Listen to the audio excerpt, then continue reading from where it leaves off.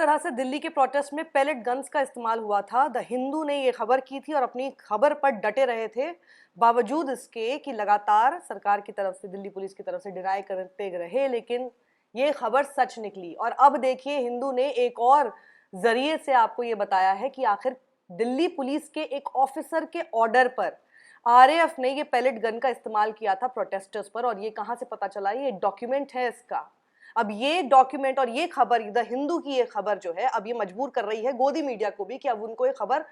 करनी पड़ रही है। They have been forced to show this story to you. मुझे लगता है जंतर मंतर के इन प्रोटेस्ट से सबसे बेहतरीन अगर खबर किसी ने की है, क्योंकि उस बीच में इन्वेस्टिगेटिव रिपोर्ट ये आपके सामने लाई गई, जिससे इस बात को साबित करते हुए हमारे सामने एक पूरा प्रमाण था कि पैलेट गन का इस्तेमाल हुआ दिल्ली के प्रोटेस्ट में, जो आज से पहले कभी नहीं हुआ। आपको कई लोग शायद बोलेंगे ना कि कांग्रेस के जमाने में फलाना चीजें होती थी। नहीं, पैलेट गन का इस्तेमाल पहली बार दिल्ली के किसी प्रोटेस्ट में हुआ है, और वो खबर करने वाला द हिंदू अखबार था। Hats off to them. तो विजेता और साथ ही आशना बुटानी की ये खबर थी, जिसमें पैलेट गन के इस्तेमाल की बात सबसे पहले रखी गई थी। विजेता stood her ground and she stood by her story and nobody can do anything about it, क्योंकि वो स्टोरी ट्रू थी। और अब ये खबर आ रही है, आज की ये खबर है, जिसमें RAF fired pellet gun at protesters on the directions of a Delhi police officer, document shows. और उन्होंने ये बताया है कि ये पहली बार हुआ है कि पैलेट गन का इस्तेमाल किया गया है नेशनल कैपिटल में अगेंस्ट अनआर्म्ड प्रोटेस्टर्स, जिनके पास कोई हथियार तक नहीं थे, उनके ऊपर इस तरह से इस्तेमाल किया गया। विजेता सिंह की रिपोर्ट है, वो बताती हैं कैसे 20 जुलाई की जो मार्च थी पार्लियामेंट की तरफ की गई थी, इसमें एटलीस्ट 4 लोग ऐसे हैं जिनको पैलेट लगी है। एक जनरल डायरी एंट्री है जो कि पार्लियामेंट स्ट्रीट पुलिस स्टेशन पर फाइल की गई है, जिससे यह साबित होता है, बल्कि उसी से यह बात रिवील हो रही है कि रैपिड एक्शन फोर्स ने 2 राउंड एंटी राइट गन से चलाए हैं। किसके डायरेक्शन पर? एक डीसीपी रैंक के पुलिस ऑफिसर के डायरेक्शन पर। हिंदू ने ये जनरल डायरी एंट्री जो है, जो रजिस्टर की गई थी सुबह 1:24 पर आरएएफ की तरफ से, और उसके बाद देखिए उसमें यह भी लिखा हुआ है, वो कहते हैं कि क्राउड को कंट्रोल करने के लिए ऑन द ऑर्डर्स ऑफ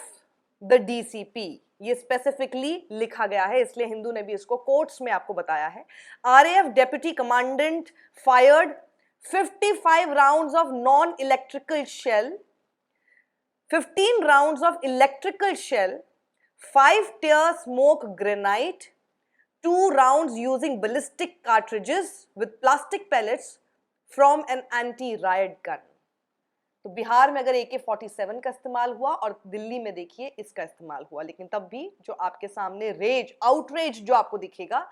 वो एक डांस पार्टी के ऊपर दिखेगा। Just look at these people, what they do and what priorities are for them, और क्या इन लोगों को अफेक्ट करता है और क्या नहीं कर रहा है। मतलब AK-47 तानी जा रही है स्टूडेंट्स के ऊपर, और वही पैलेट गन के इस्तेमाल, और इस तरह के इतने 55 राउंड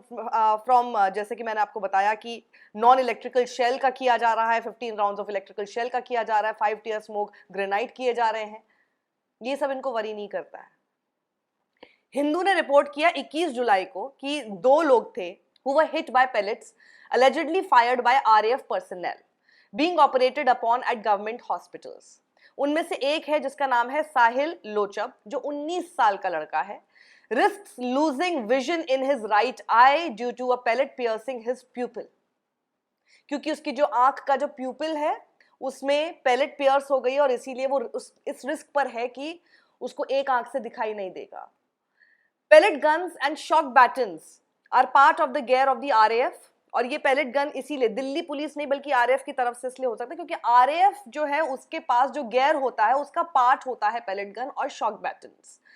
जो एंटी रायट यूनिट सीआरपीएफ के अंडर आती है उसमें, which was deployed alongside Delhi police. आपको याद होगा 20 जुलाई को दिल्ली पुलिस के साथ साथ आरएएफ भी रखी गई थी।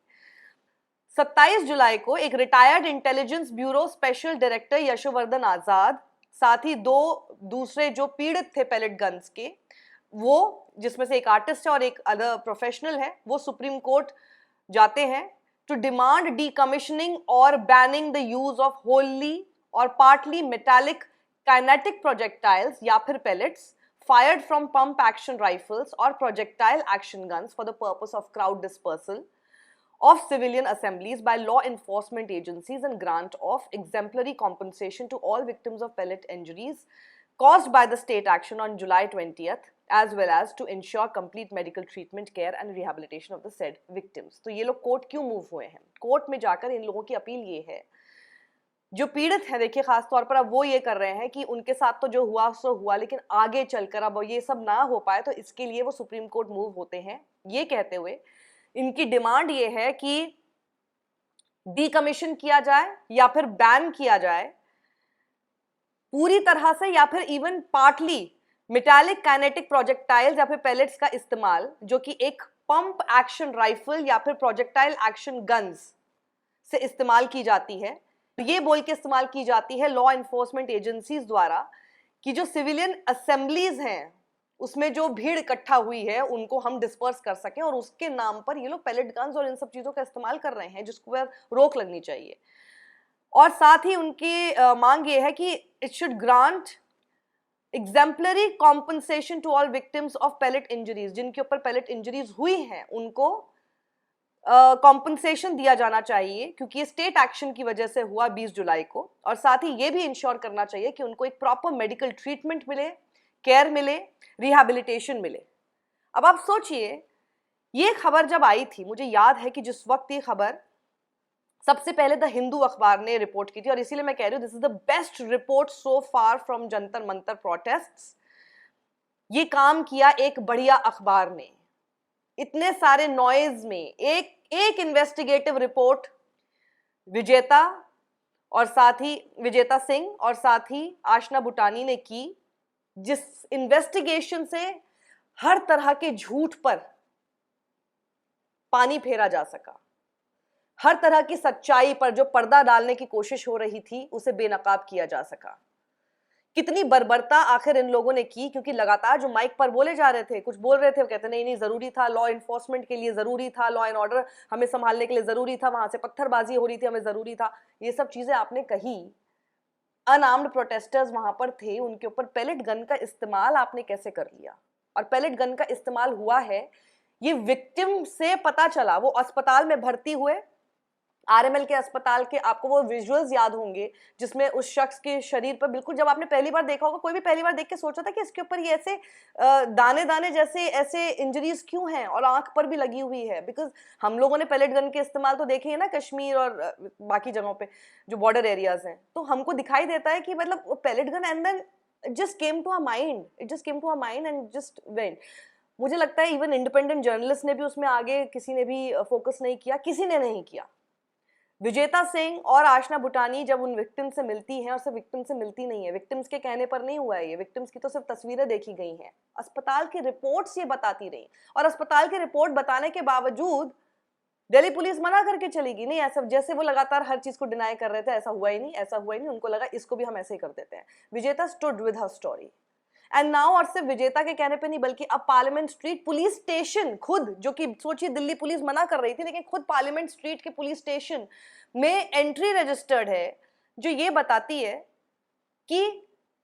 आरएफ ने खुद ये बात कही है कि एक डीसीपी रैंक के एक ऑफिसर के कहने पर पैलेट गन का इस्तेमाल किया गया। तो सोचिए आपको कितना अंधेरे में रखा जाता और कभी ये बात मानी नहीं जाती अगर हमारे सामने ये रिपोर्ट नहीं होती। अब समझ में आया आपको कि चौथा स्तंभ क्या होता है, और जब चौथा स्तंभ ये काम करके आता है तो उसको सल्यूट भी बनता है, उसकी तारीफ भी होनी चाहिए। और ऐसे अखबारों को मुझे लगता है आपको हमेशा, और ऐसे जर्नलिस्ट को हमेशा एनकरेज करना चाहिए, प्रमोट करना चाहिए, because I think there is a lot to learn from them. और यही है जो कि आज की डेट में पत्रकारिता की गरिमा को बचाए रखे हुए हैं, मेन स्ट्रीम में होते हुए, और इतने सारे प्रेशर्स के बावजूद। सोचिए एक ऐसी रिपोर्ट जिसने पूरी की पूरी बर्बरता की पोल खोलकर आपके सामने रख दी। इस रिपोर्ट को जरूर पढ़िएगा, इस रिपोर्ट को आप शेयर कीजिएगा, मैं इसका लिंक भी अपने डिस्क्रिप्शन बॉक्स में आपके सामने डाल दूंगी। ट्विटर पर आप हैं तो जाकर विजेता सिंह की तारीफ कीजिएगा, आशना बुटानी की तारीफ कीजिएगा, हिंदू की तारीफ कीजिएगा, और हो सके तो इनको सब्सक्राइब कर सकते हैं इन अखबारों को, तो आप जरूर कीजिए, क्योंकि देखिए जहां पर इतना सारा झूठ आपको परोसा जा रहा है, वहां पर अगर एक इतनी हिम्मत दिखाता है आपको सच दिखाने की, I think they should be supported. क्योंकि आपको पता ही आजकल कितना ही अखबार पढ़ने का दौर है, लेकिन अखबार ही है जो कि पत्रकारिता की गरिमा बचाए हुए है। Share this video more and more. सत्यमेव जयते।